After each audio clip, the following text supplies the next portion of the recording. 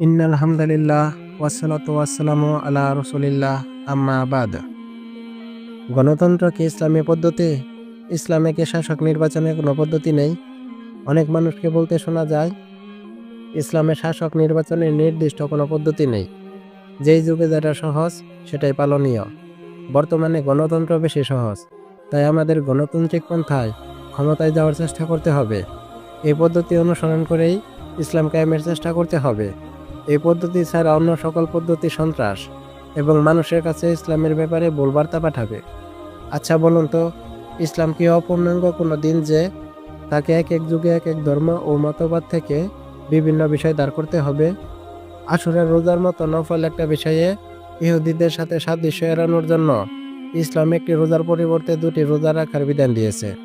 আর শাসন ব্যবস্থার মতো একটি গুরুত্বপূর্ণ বিষয়ে বুঝি মুসলিমদের এক এক যুগে এক এক ধর্ম ও মতবাদ থেকে দাঁড় করতে বলবে, এমন চিন্তা আমাদের মাথায় আসে কি করে? ইসলামের শাসন ব্যবস্থা কেমন হবে, শাসক কিভাবে নির্বাচন হবে, সবই সাহাবায়ে কেরাম রাদিয়াল্লাহু তাআলা আনহুম আমাদের দেখিয়ে দিয়েছেন। শুধু তাত্ত্বিকভাবে নয়, প্রায়োগিকভাবেও দেখিয়েছেন। সাহাবায়ে কেরামের পর বিচ্ছিন্ন কিছু ঘটনা ছাড়া হাজার বছর পর্যন্ত উম্মত সেই পদ্ধতি অনুসরণ করে নিজেদের রাষ্ট্র ও সমাজ পরিচালনা করেছে। 1800 শতকে মুসলিম ভূখণ্ডগুলোর উপর ইউরোপীয়দের সামরিক আগ্রাসন শুরু হয়।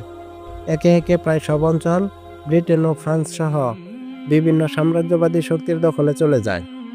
এরপর তারা মুসলিমদের জিহাদি চেতনাকে দমনের জন্য এবং নিজেদের শাসনকে সুদৃঢ় করার জন্য মনস্তাত্ত্বিক আগ্রাসন শুরু করে, যেন তারা আক্রমণের মুখে চলে যেতে বাধ্য হলেও একদল গোলাম রেখে যেতে পারে, যারা আকার আকৃতিতে স্বজাতির মনে হলেও বাস্তবে পশ্চিমের এজেন্ডা বাস্তবায়ন করবে।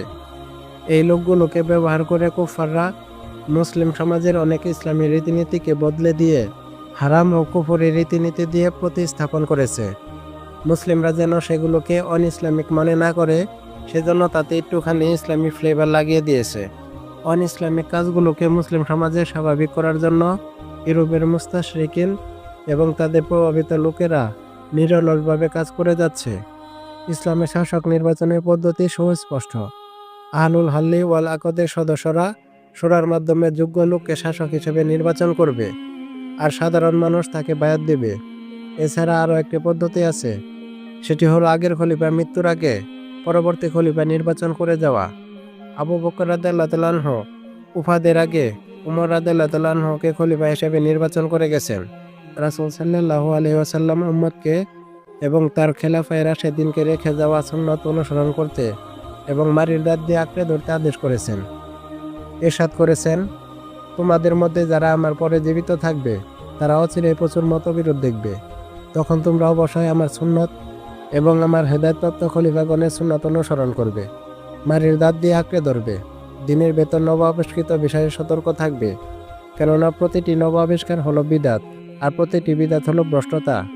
তিরমিজি 2676, আবু দাউদ 4607, ইবনে মাজাহ 42, মুসনাদে আহমদ 17142। খেলাফায়ে রাশেদিন শাসক নির্বাচনের যে সব পদ্ধতি অনুসরণ করেছেন, আমাদেরকেও একইভাবে শাসক নির্বাচন করতে হবে। এর বাইরে ভিন্ন কোনো পদ্ধতি যত সুন্দরই মনে হোক না কেন অনুসরণ করা যাবে না।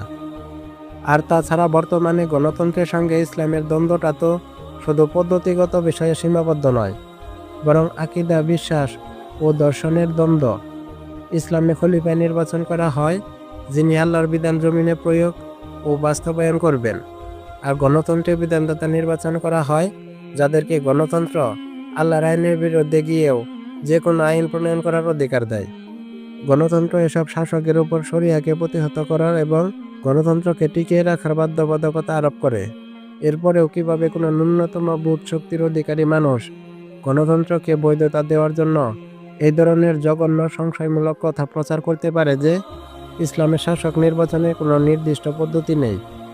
যে যুগে যেটা সহজ সেটাই পালনীয়। বর্তমানে গণতন্ত্র বেশি সহজ, তাই আমাদের গণতান্ত্রিক পন্থায় ক্ষমতায় যাওয়ার চেষ্টা করতে হবে। এই পদ্ধতি অনুসরণ করে ইসলাম কায়েমের চেষ্টা করতে হবে। আল্লাহ তাআলা আমাদেরকে হেফাজত করুন, আমিন। উলামায়ে কেরাম ইসলামের শাসক নির্বাচনের পদ্ধতি এবং শাসন ব্যবস্থা সম্পর্কে উম্মতের জন্য অনেক কিতাবাদি লিখেছেন। ফিকহের কিতাবগুলোতেও এই বিষয়ে বিস্তারিত আলোচনা আছে। তাছাড়া এই বিষয়ে স্বতন্ত্র কিতাবও আছে।